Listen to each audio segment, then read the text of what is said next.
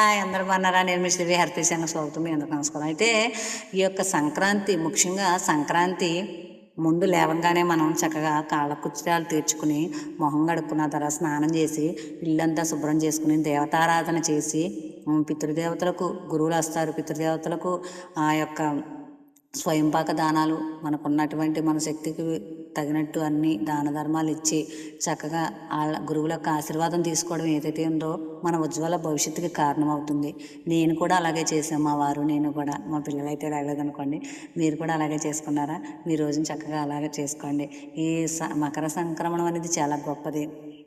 ప్రతి ఒక్క జీవరాశికి సంఖ్యలు ఎడిపోతాయని చెప్పాను కదా, అది నిజమే. మాధవుడు మనుషులందరిలోనూ ఉంటారు, కానీ మనుషులు అందరితో ఒకేలాగా ఉంటారు. దానికి మీరు చింతన చెందొద్దు.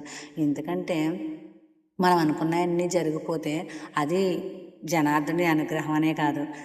మనకు పరీక్షలు జరుగుతూ ఉంటాయి, ఇబ్బందులు వస్తూ ఉంటాయి, కానీ ఈశ్వరుడు ఇప్పుడు మనతోనే ఉన్నాడు. ఎందుకంటే వీళ్ళ నమ్ముతారా లేదా, నన్ను వదిలేస్తారా వదిలేరా అని మనల్ని పరీక్షిస్తూ ఉంటాడు. మనం పరీక్షలో నెగ్గాలి. మనం ఈశ్వరుడిని అన్ని చోట్ల చూడాలి. ఈశ్వరుడు మనం తోడున్నాడని, మనతోనే ఉన్నాడని, మనల్ని నడిపిస్తున్నాడని. ఏదైనా సరే మనం ఈశ్వరుడిని ఎక్కడైనా చూడొచ్చు. ఏదో ఒక పండక్కి కాదు, మనం పరమేశ్వరుని ప్రతిరోజు నిత్యము ప్రతి గడియ మన శ్వాసలో నిశ్వాసలో నడకలో మన రూపంలో మన మొహంలో ఉన్నట్టు ఆనందం కాంతిలో కూడా పరమేశ్వరుడు యొక్క రూపాన్ని మనం దర్శించవచ్చు. ఏ రూపంగా మనం చూసిన ఈశ్వరుడు మన కోసం ఈ లోకానికి దిగి వస్తాడు. ప్రహ్లాదుడి కోసం వచ్చాడు, ధ్రువుడి కోసం వచ్చాడు, ఎందరో మహానుభావుల కోసం వచ్చారు.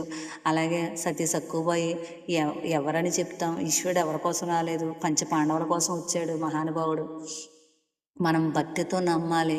మనం భక్తితో నమ్మితే నడి సముద్రంలో ఉన్న మనల్ని వెలుపలికి తీసుకొస్తారు.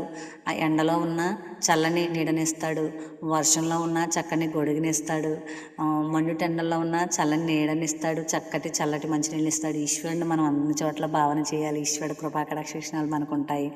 ఈ హరిత జనలక్ష్యం చేసింది. బాయ్.